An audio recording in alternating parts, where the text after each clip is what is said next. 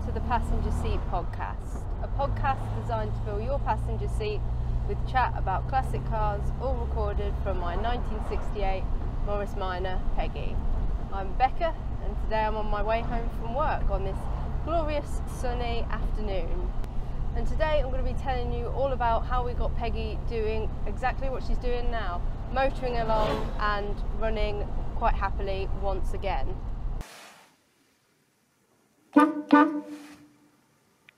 So just to fill you in a little bit, give you a bit of details if you can't remember what happened, we were on the way to Thoresby for Morris Fest.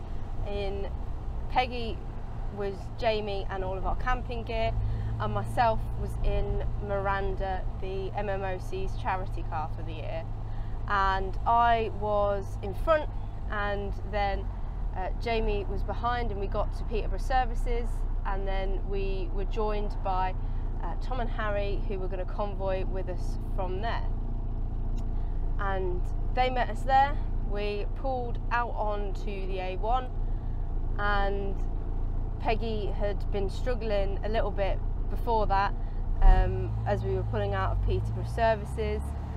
She seemed to stall a couple of times and really not be too happy. And then over our walkie-talkies, I wasn't sure who it was who said it, but someone said, Peggy's lost power.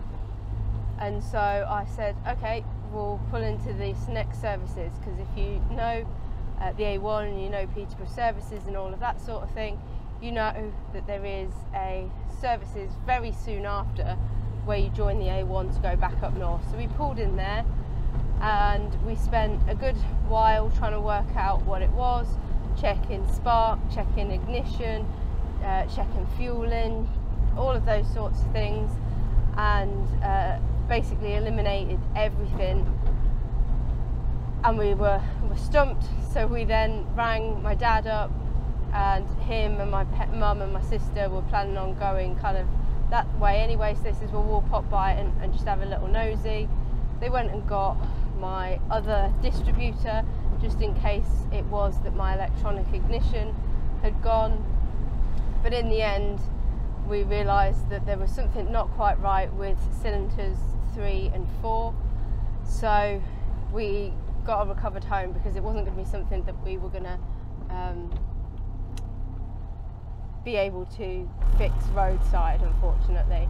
So Jamie ended up moving everything over to our little modern Kia Picanto, bringing that along, and that was our kind of secondary car and our way of getting home from Thoresby. So while we were away that weekend, Dad stopped over to see if he could work out what was wrong with Peggy, did a compression test on her, and it was quite obvious that cylinders 3 and 4 had absolutely no compression. They were massively below, I can't remember the figures exactly, but they were massively below 1 and 2, so something had clearly gone wrong. So our first thought was head gasket. I'd bought a spare head gasket for our trip to the Netherlands, so I was quite pleased about that, but I did also pick up another head gasket whilst we were at Thoresby, because we thought that's our most likely problem from what we've got. So picked up a head gasket, and then once we got back from Thoresby, we took off Peggy's head and saw that, yeah, most certainly the head gasket was very unhappy. It was missing quite a big chunk between 3 and 4. We then started to try and clean up the head a little bit to put the new head gasket on, and saw that unfortunately there was quite a large crack between cylinders 3 and 4. So it had gone from, okay, head gasket's blown, to, okay, head is cracked, so we're going to need a new head. We then carry on cleaning stuff up before we pack away, and whilst we're cleaning up the block and trying to look for how much water had got into places that it shouldn't, or vice versa with the oil, we noticed that actually it appears that unfortunately there seems to be a bit of a crack on the block, and that's not at all what we want to see. It was very small, but it definitely looked like a crack, it went over the edge, and the decision was that if it looked like a crack, it probably was a crack. So we're then gone from head gasket blown to head's cracked to whole block is cracked. You're going to need a new engine.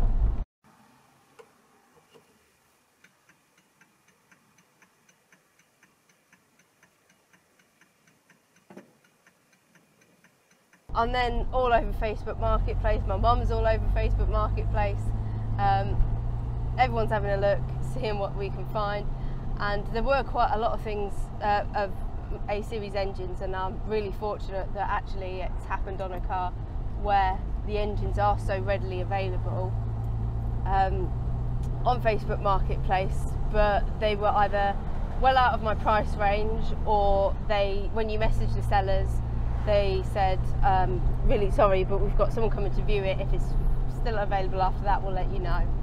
And none of them let me know, so they must have all sold.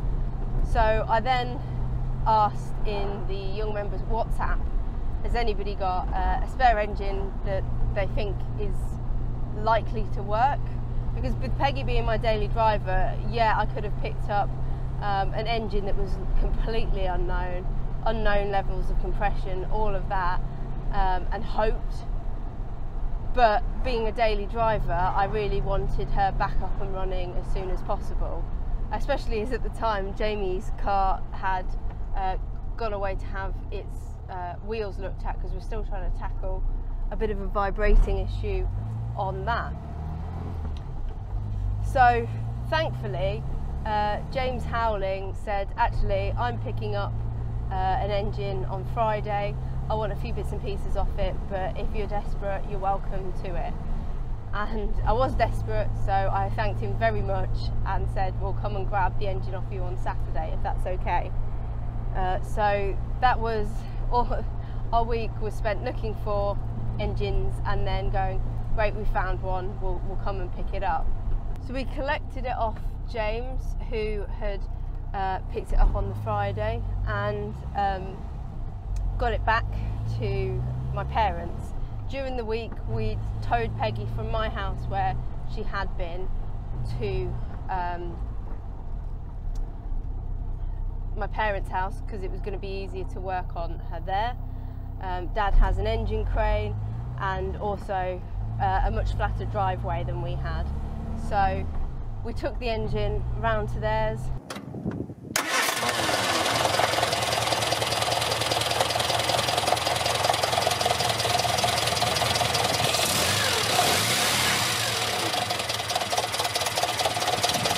And on Sunday we started trying to dismantle what we could from the front of the Morris Minor to be able to get the engine out, loosening everything off, and then starting to take a few bits and pieces off of the new engine to work out what seals and things would need replacing, whether it all looked okay, whether the head was okay, whether the block was okay, because it came to James and then to us as a sealed unit.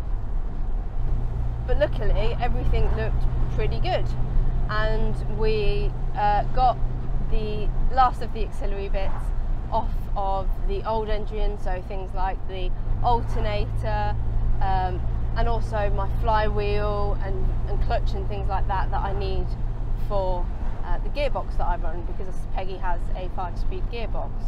We were also joined later on the Sunday by Yayan and Tash, who had come over from North Wales to give us a hand with the swap. They'd got some time off that week from the theatre that they worked at, and were kind enough to say, we'll come lend you a hand, and also some things that you attach an engine to, so that you can do things a little bit quicker and easier with some more hands. So we were really grateful to that.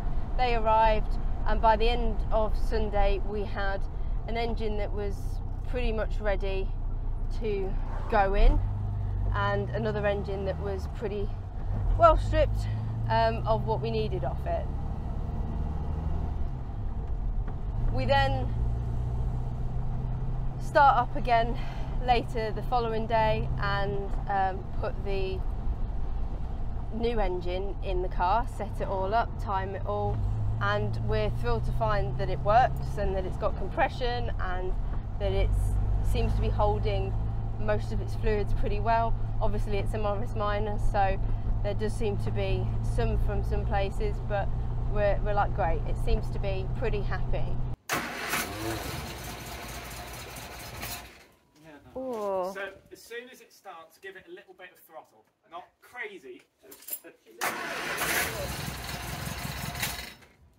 What happened there? Did you stop? I'll try again.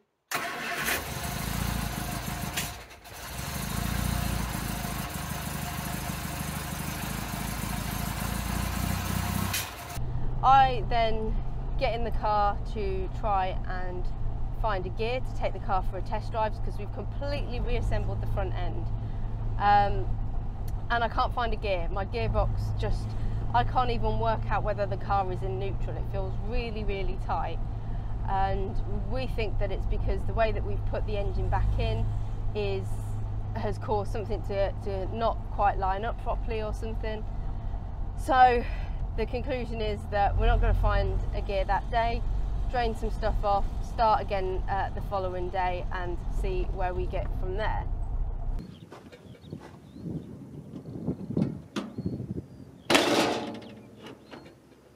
So the following day we go, okay, we've looked at some stuff overnight, and could be that the clutch is the wrong way around, could be that the way that we mated it up with the gearbox wasn't happy, and that's why it feels so weird.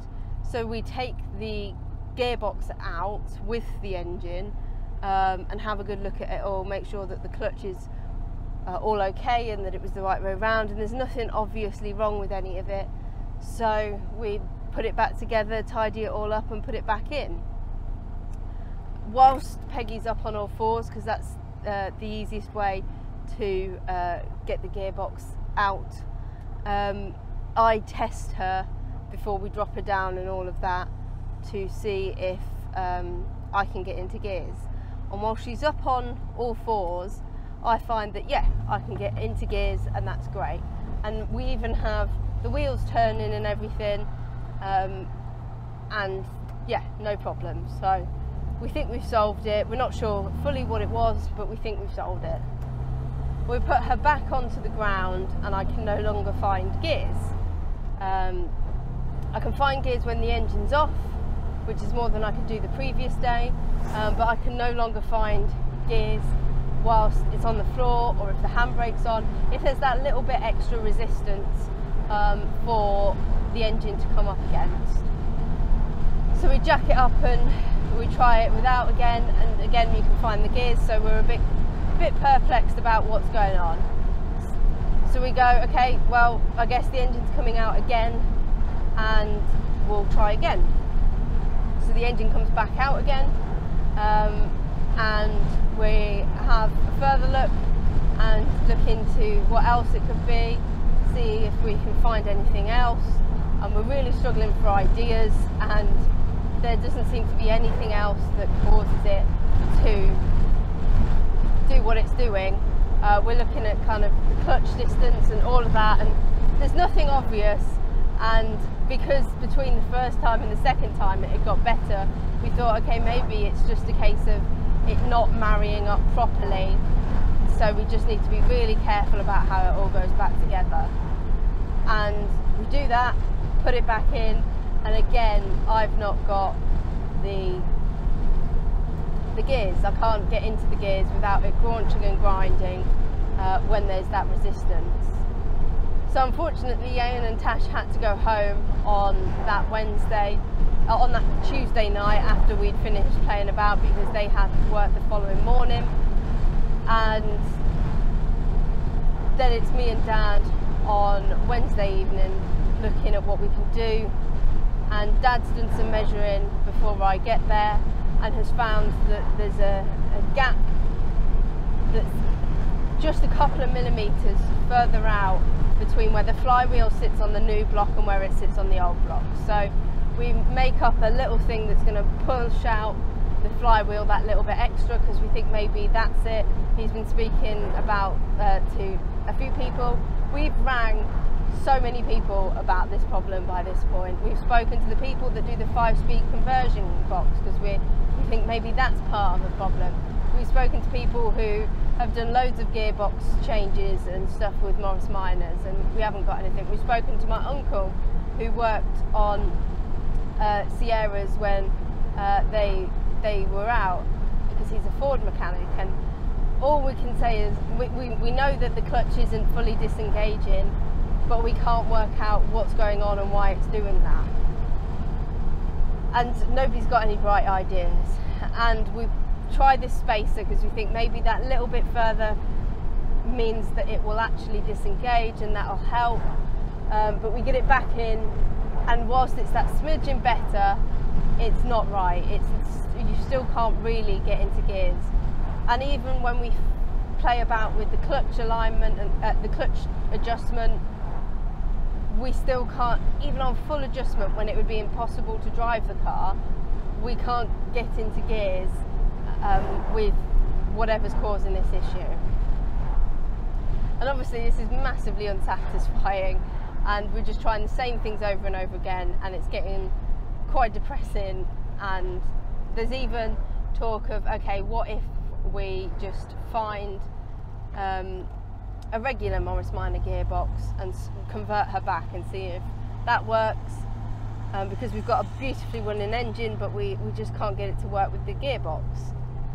But then we go through the instructions for the conversion, and Tash and Yayan, who bless them, were still thinking about it and trying to work it out even though they'd gone back home, said there is this tiny little spigot bush that gets taken out of the crankshaft when you do the conversion to 5-speed, and it's replaced by a different type of spigot bush that sits in the flywheel when you do the 5-speed conversion. And we still had the correct spigot bush because we'd swapped the flywheel with the rest of the car, but we hadn't taken out this tiny little bronze bush that sits in the end of the crankshaft. So we come to the realization that it's probably that, but I've also come to the realization that it's Wednesday night, it's quite late on Wednesday night, and realistically I need to pack on Thursday night and get myself ready for the Women's Drivers Social Club weekend, and I can't come round and do another take the engine out, see if it's going to work and all of that. So you might have seen I put a post out on, I think, Wednesday night of that week and said Peggy's not going to make it, and there's not going to be a podcast this week because I've got nothing pre-recorded, and I just wouldn't have had time to edit anything even if I did. So it was quite a sad evening on Wednesday night.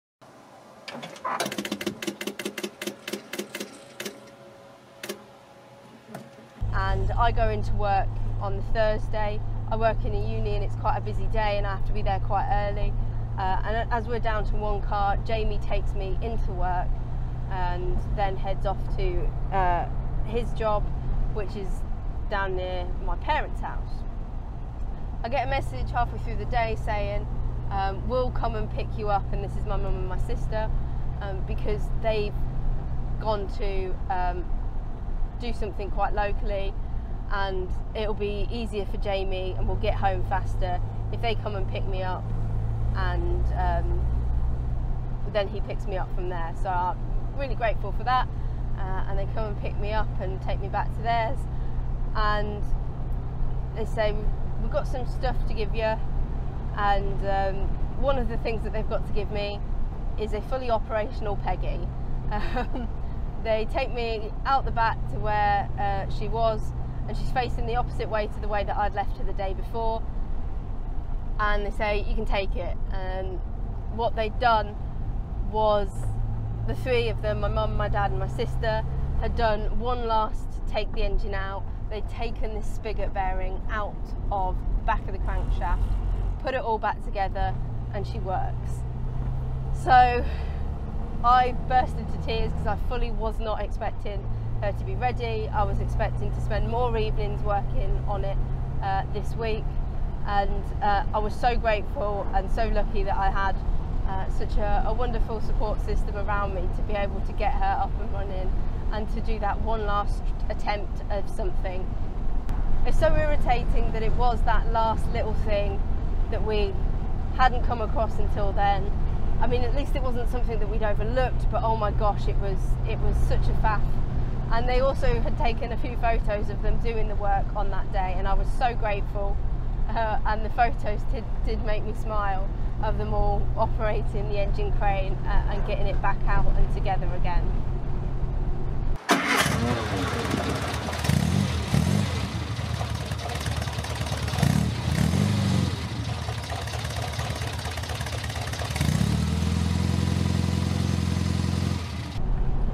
So, essentially, Peggy needed a new engine, but when we got the new engine, it really didn't like the gearbox, and it took us a little while to work out what that was. Obviously, Peggy's old engine had quite happily been working on the existing system because the spigot bearing had been removed in the conversion, but now her new engine hadn't gone through that, and we didn't know that that was a thing until late on Wednesday night. But we got there in the end, and she seems to be going really nicely, and the new engine seems to be quite happy in there now. That the whole front end coming away is something we got very proficient at doing. It was quite a quick job by the end of it, but still nonetheless very tiring and very, very annoying that we had to keep taking it apart to try and work out what was wrong when there was nothing visibly obviously wrong. But we got there, and Peggy is back motoring, and I can't say highly enough thanks to obviously James for the engine, and Yayan and Tash for coming over to give us a hand, and also the use of their knowledge and tools, and obviously my mum, dad and my sister for helping out throughout the week, and then finally getting the job done right at the end, just when it mattered. I have to say, it wasn't a job that I wanted to be doing so ever really. You never really want to swap an engine out if you can help it, especially if it's not like an upgrade or anything like that. But I feel like the experience of doing it all has taught me so much more about how cars work, how the engine works, how it all goes together, what all of the bits and bobs do, how to set up an engine to do as good as it can do and give it the best chance when it's a completely unknown engine. I'm really hopeful that this one will continue to serve us well, because it seems to be quite happy even though it is a peculiar colour. And I've obviously got the old block that isn't really of any use, but I'm going to try and salvage a few bits and pieces off it where I can, if nothing else to commemorate the somewhat 30,000 miles that we did together on that engine.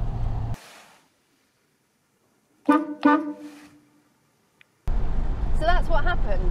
That's how it took us 8 in and outs of an engine to get Peggy back up and running. But we're there now, and I hope you've enjoyed hearing this.